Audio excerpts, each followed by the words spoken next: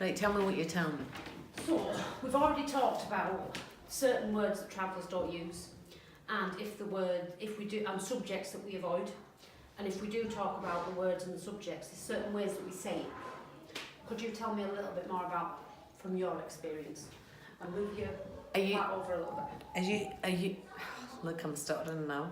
There, that's when you know I'm nervous. So yeah, just tell me a little bit. Talk to me, not the camera. Tell me a little bit about the subjects that travellers avoid. And so if there's two women in a trailer... You tell me to sit and talk about dirty things. Not dirty things.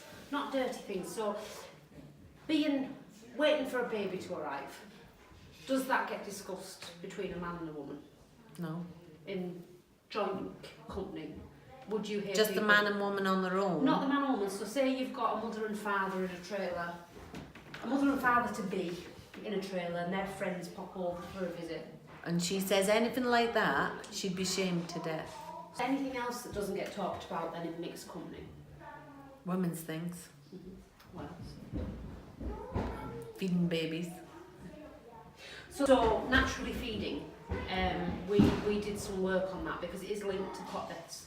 And as you've already mentioned, we've got a high incidence of infant mortality. So we did some work and we reorganised a book in Bradford and we called it Naturally Feeding.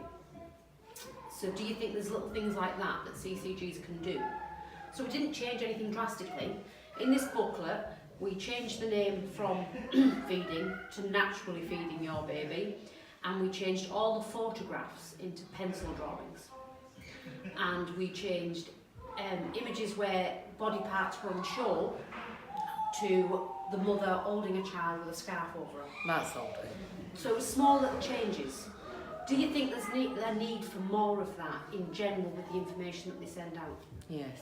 And in what sort of fields would you think that would work in? I know it's the CCG's job to do this, but I feel like, me and you understand what I'm saying? I feel like because we're like part of the community, we understand the women, we understand the way the women's feel and things like that. So I think it's really our job with the support of CCGs. Do you understand what I'm saying? Because I think if like a CCG nurse or someone like that, what do you call them, health visitor, midwife, whatever, went in and started talking to them women's, they wouldn't understand the feelings them women's have. Do you understand, about saying bad words and things like that? So I feel that the CCG should employ GRT women to teach GR women, but in a way that they'd understand it. So I gave you an example earlier of the HPV vaccine. The HPV vaccine was the cervical cancer vaccine that was presented to 12-year-old girls. We got a mother in a floods of tears because she'd received the leaflet off her daughter. Her daughter gave her the leaflet, said, "Mum, give me this at school." And the mother was in floods of tears because she felt like this leaflet was implying that her daughter was a bad girl. Like things, so we took out the drawings of all the women's parts. Because the first thing the mother said was, "Why does my daughter need to see this? Yes. Filth, disgusting." But we took out reference about being active and having partners and things like that, and just made really simple changes.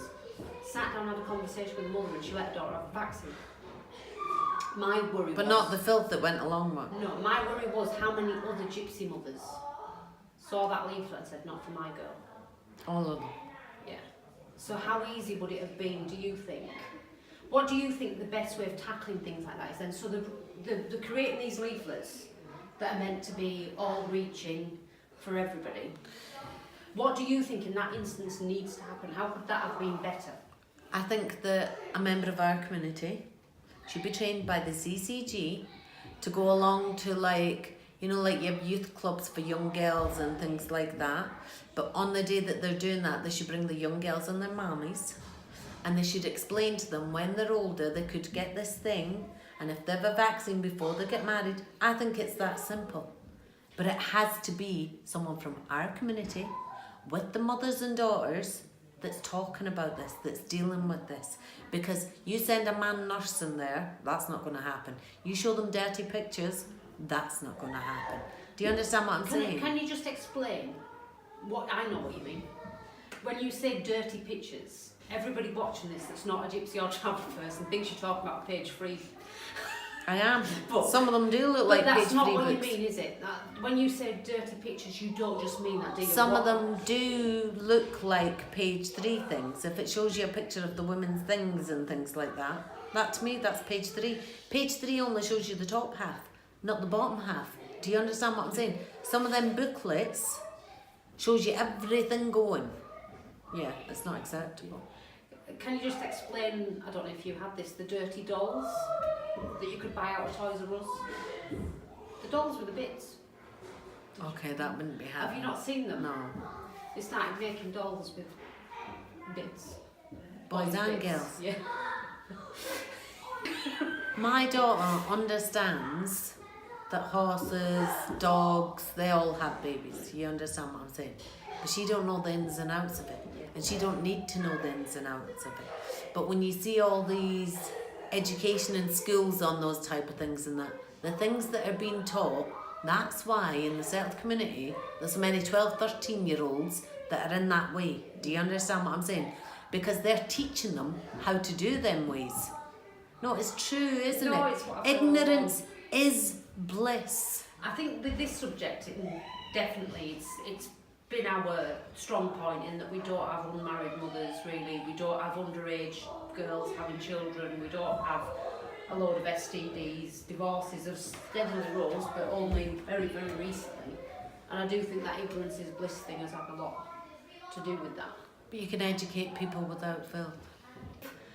A woman gets given one of them booklets that comes in the pack and it says feeding. She's not going to keep it in the trailer. No. They go through them booklets, see what's got filth in them, and they get thrown straight away, burnt ideally, so nobody sees them. If it just says naturally feeding on the front, she It's might a different keep thing, it. yeah. She's not going to get lodged if she's sitting on a trailer bunk reading it, and somebody comes to the door and it just says naturally feeding on the front. And no pictures on. No, but even if it just says naturally feeding, nothing else.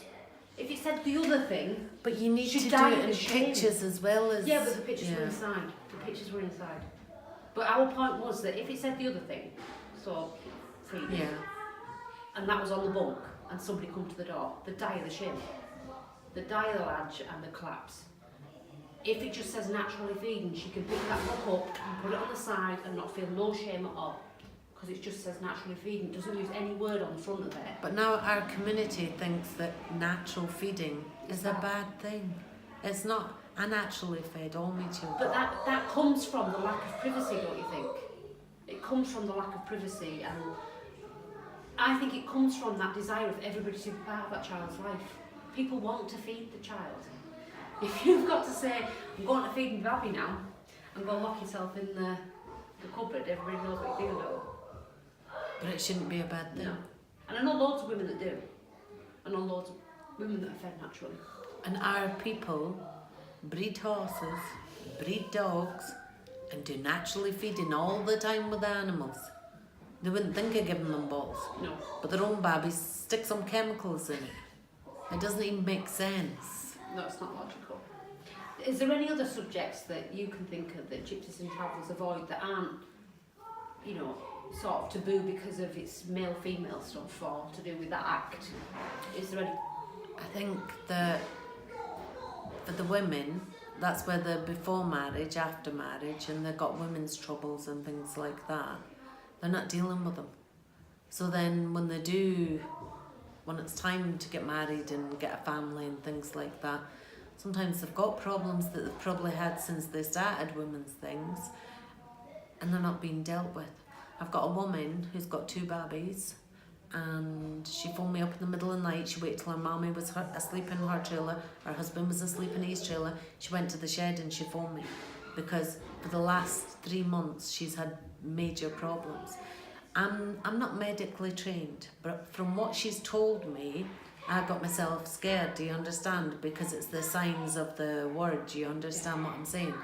And so I've had to make this girl promise me that she isn't going to let this go on any longer. And on Monday she's going to go to her GP. Good. No, she hasn't got a GP. So there's the next problem. So how long is this going to go on for?